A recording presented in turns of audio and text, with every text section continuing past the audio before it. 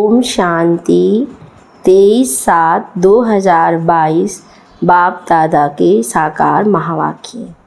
बाबा बोले, मीठे बच्चे, वारिस बनना है तो सदा खबरदारी रखो कि कोई भी काम श्रीमत के विरुद्ध ना हो। बाबा की श्रीमत ही सबसे श्रेष्ठ है। प्रश्न में, बाप के पास 2 प्रकार के वारिस है, कौन से?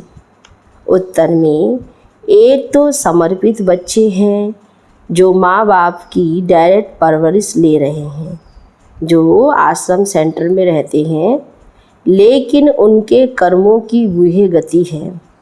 दूसरे जो घर गृहस्थ में रहते पवित्र और ट्रस्टी है, उन्हें संपूर्ण ट्रस्टी बनने में मेहनत ज़रूर लगती है, लेकिन अगर पूरे ट्रस्टी बन जाएं, सबसे ममत निकल जाए तो पूरे वर्षे के अधिकारी बन सकते हैं। बाबा कहते हैं परिवार में रह कर के भी पूरी तरीके से बाप से वर्षा ले सकते हैं। गीत है, हमारे तीर्थ न्यारे हैं। ओम शांति। मीठे मीठे बच्चों ने गीत सुना, जिसका अर्थ भी नंबरवार पुरुषार्थ अनुसार बच्चों ने जाना समझा। फिर भी बाबा विस्तार से समझाते हैं। दुनिया में और कोई नहीं जानते, परमपिता परमात्मा जो पतित पावन है, उनकी महिमा बहुत है, परंतु उनकी महिमा को कोई यथार्थ रीति से जानते नहीं। वह तो और ही सर्वव्यापी कह देते हैं, फिर गायन भी करते हैं, पतित पावन।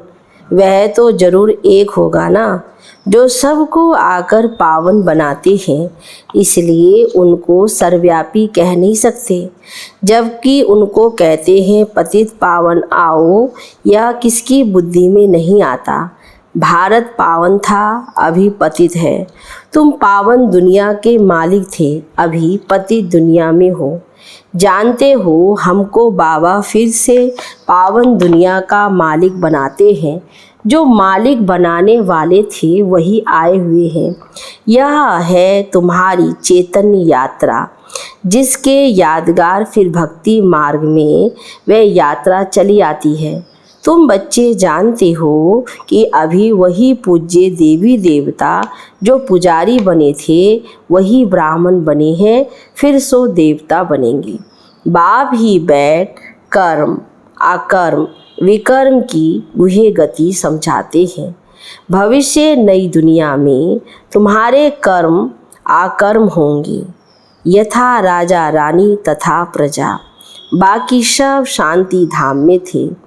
यह तो बड़ी सहज बात है कि भारत सुखधाम था, संपूर्ण निर्विकारी थे, जिन्हों का देवी देवता नाम मशहूर है, दूसरा कोई नाम नहीं लेते हैं।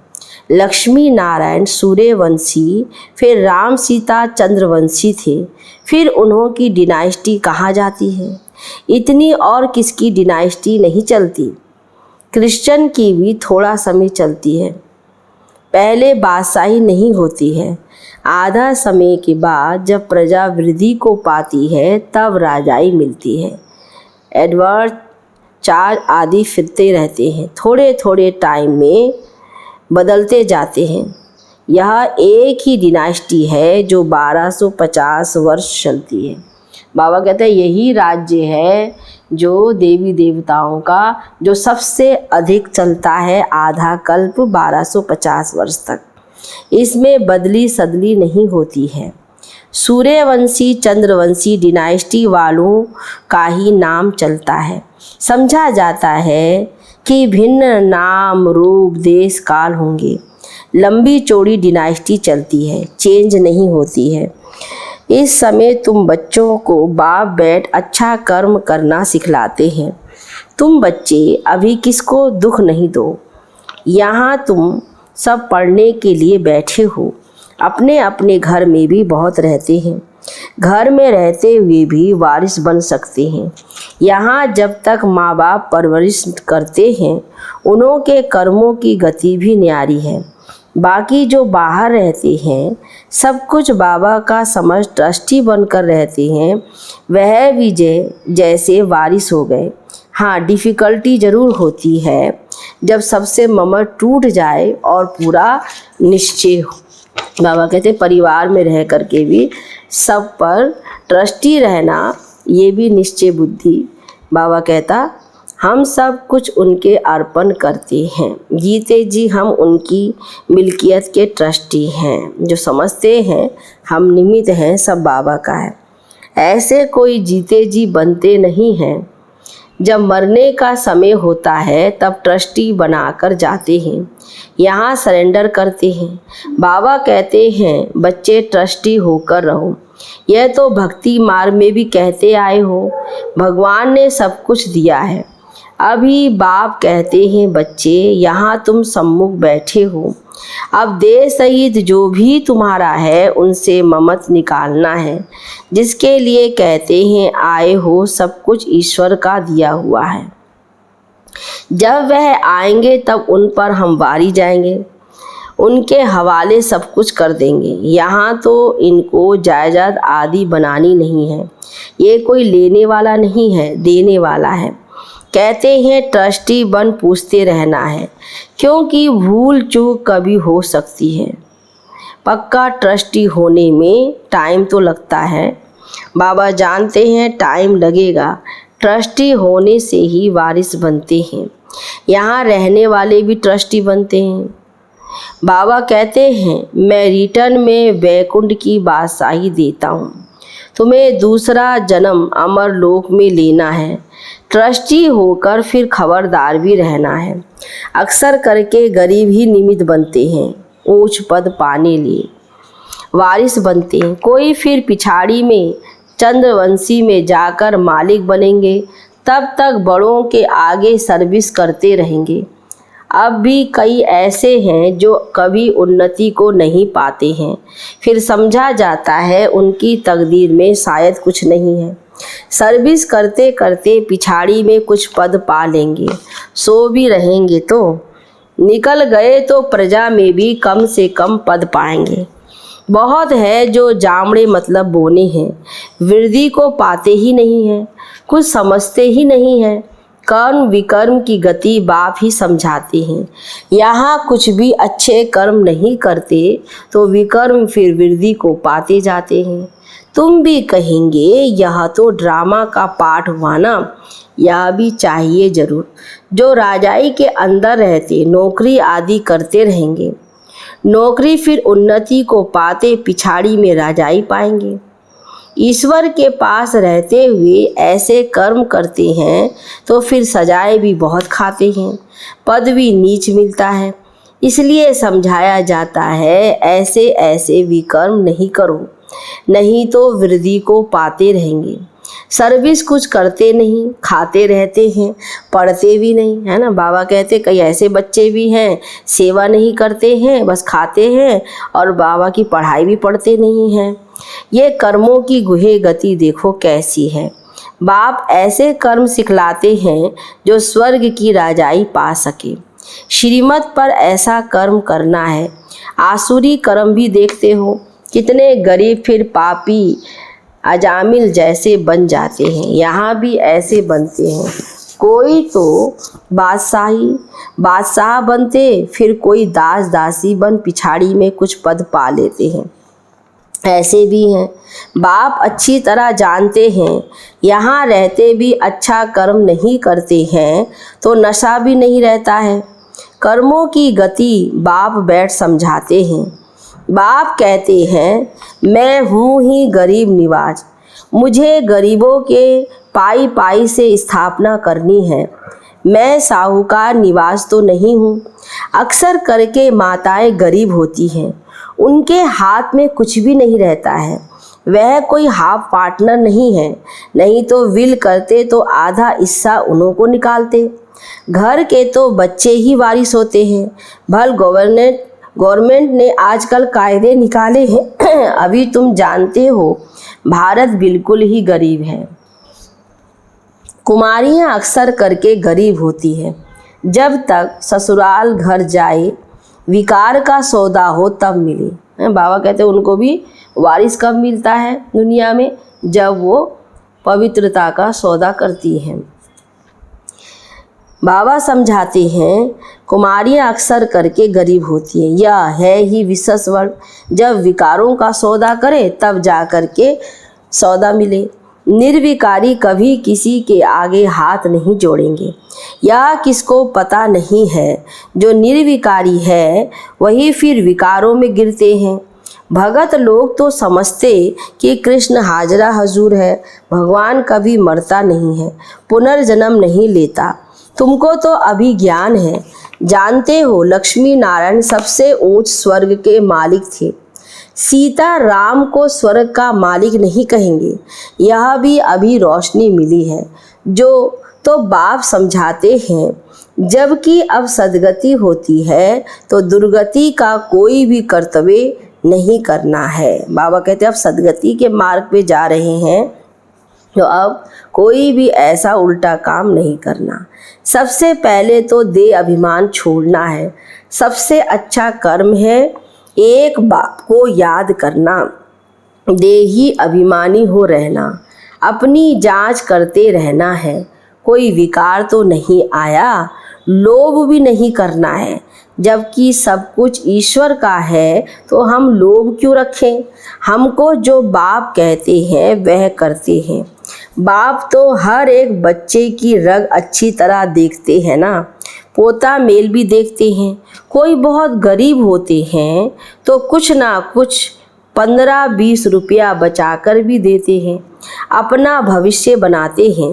बाप राय भी देते हैं, थोड़ा बहुत फिर अपने बैंक में रखो, 5, 2, 10 बैंक में रखो, है ना। बाबा ये भी नहीं समझाते कि सब कुछ लगाओ, बाबा कहते कुछ अपने आय वक्त के लिए भी रख लो बैंक में। तो श्रीमत मिली ना, पेट को पट्टी बांधकर भी शिव बाबा को देते हैं। कई ऐसे बच्चे हैं जो अपना सब कुछ सेवा में लगा देते हैं। शिव बाबा इन द्वारा ही तुम्हारे रहने करने के प्रबंध में लगाते हैं। ये ब्रह्मा बाबा भी शिव बाबा का अकेला बच्चा है, ये इकट्ठा क्यों करेगा, जबकि इसने ही अपना सब कुछ माताओं की सेवा में लगाया है। किसी को भी विचार आता है कि इतना कहाँ ले जाते हैं।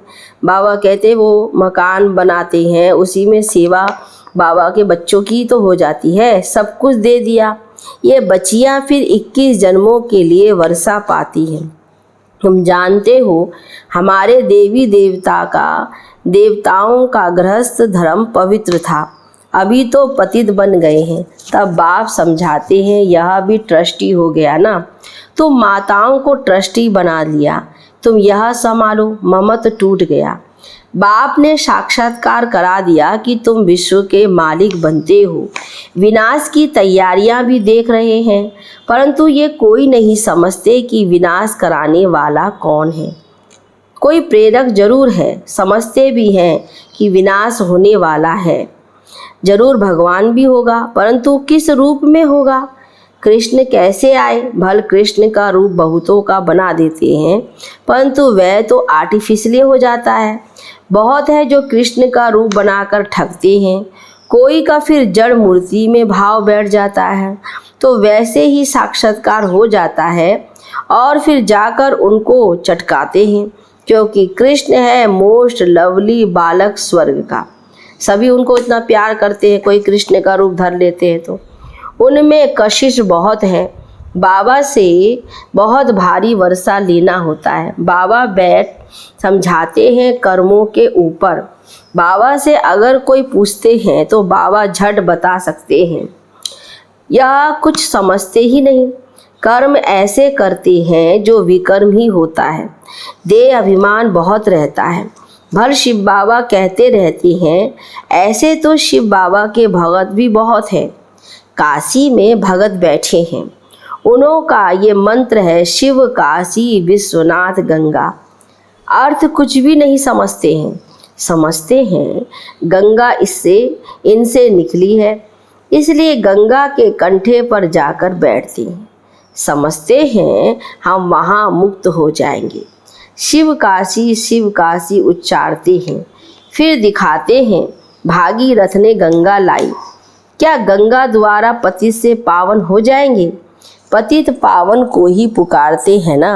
वह कौन है, कैसे सहज राजयोग सिखाते हैं, यह कोई जानते नहीं।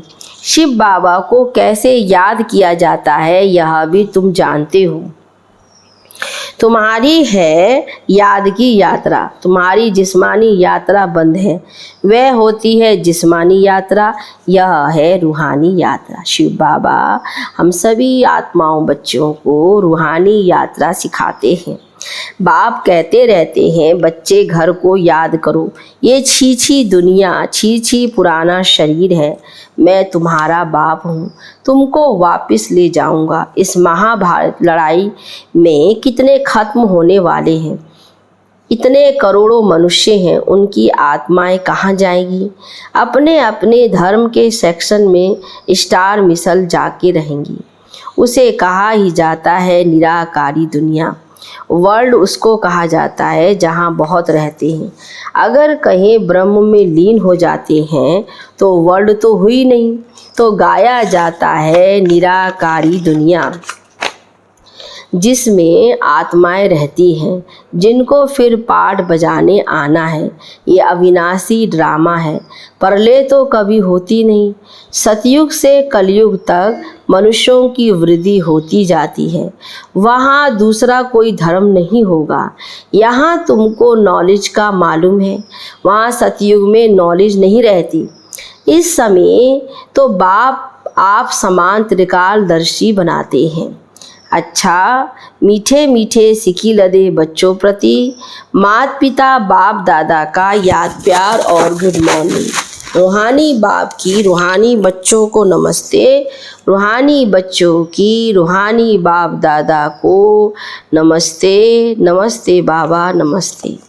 धारणा के लिए मुख्य सार। पहली पॉइंट में, जीते जी देह सहित सबसे ममत्व निकाल ट्रस्टी बनकर रहना है। श्रेष्ठ कर्म करने हैं, कभी भी किसी को दुख नहीं देना है। दूसरी पॉइंट में, किसी भी चीज़ में लोभ नहीं रखना है।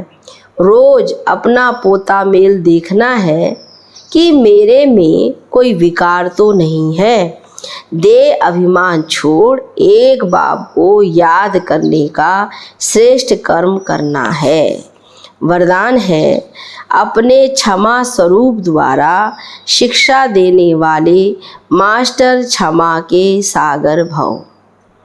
बाबा ने समझाया, यदि कोई आत्मा आपकी स्थिति को हिलाने की कोशिश करे, आकल्याण की वृत्ति रखे, उसे भी आप अपने कल्याण की वृत्ति से परिवर्तन करो या क्षमा करो।